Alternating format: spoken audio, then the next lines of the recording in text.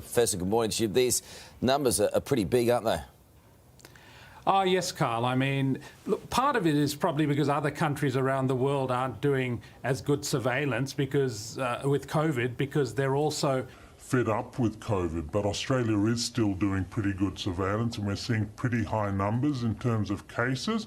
I think sort of everyone's reached this point, okay, we're living with it, let's just kind of pretend COVID doesn't exist anymore. Is that a problem? Look, it is a problem. Winter is coming and that flu is back. I think it's more that people just are sick of it.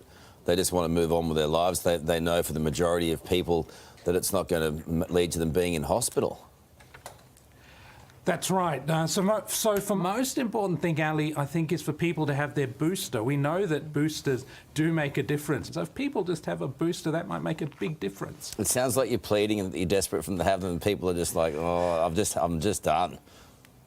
I know, exactly. And look, Yeah, no one's talking about it, are they? Yeah, Doctor, good morning to you. Thanks for your time this morning. Why are we especially vulnerable, do you think, to the flu this season?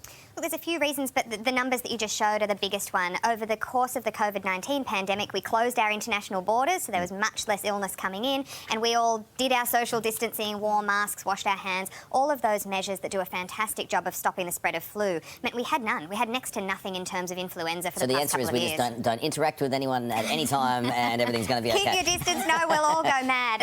But it has kept flu away, which puts us more at risk for this year's season, as we've got everything opened up and we're sharing space and time again with each other. Well, you would have heard about this super spreader birthday party that took place in Melbourne. I think something like 50 kids have been infected with the flu and many of them are pretty sick. Why are children more at risk this year? That's the other difference, and it's always been the case that flu is a severe illness in children, particularly kids under 5. I reckon since Harper's gone to daycare, there's a different one every week that she's coming back home with. I mean, they're like incubators, But that's a cold, aren't they? isn't it? Well, it's just, it seems to get more and more severe. So they do, I mean, they usually are the daycare colds and viral illnesses, and they spend more of the year sick than they do well.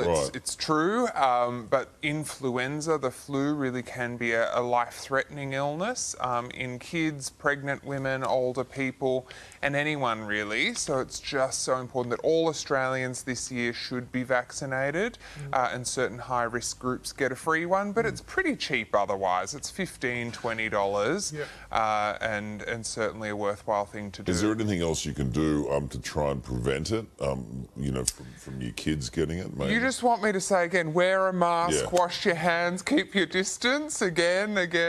So if you haven't gotten that message over the past couple of years, then certainly it's that those simple measures do stop the spread of flu. See, we've missed that mantra, you know, of talking about it every single morning to do all those things.